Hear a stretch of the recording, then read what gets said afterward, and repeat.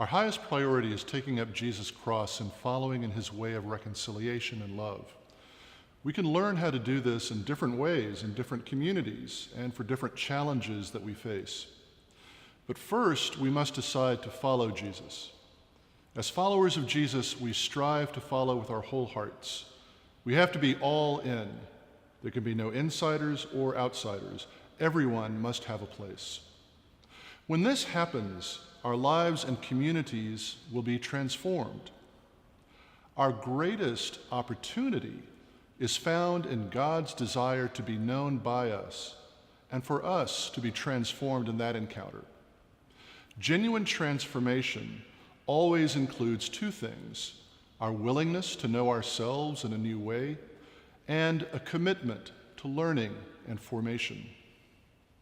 We each share in Jesus' ministry of reconciliation as members of what our presiding bishop calls the Jesus movement. In order to take our place in the Jesus movement, we must ask deeply vulnerable questions about the structures of the diocese and how it exists as something more than an institution. We need to ask how our ministries are loving, life-giving, and liberating. Who is God calling us to be right now? In what ways do we need God to sustain us in our journey? Most importantly, we have to state clearly what the Diocese of Los Angeles is for.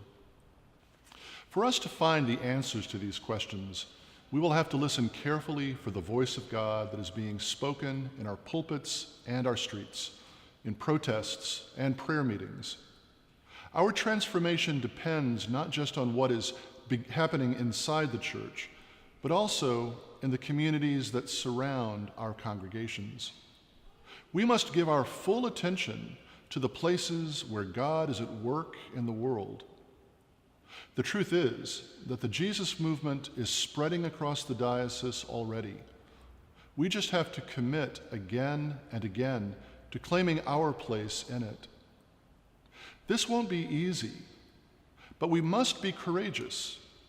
We must avoid the disconnection that comes when we stop talking to each other. The only thing that will kill us is alienation. If our goal is to be transformed in the Jesus movement, in our congregations, schools, and institutions, we must commit ourselves to consistent, open, honest, and loving communication. We all have a share in God's wisdom. Let's listen with a supportive and empathetic ear. And when we hear the other person, let's validate their experience.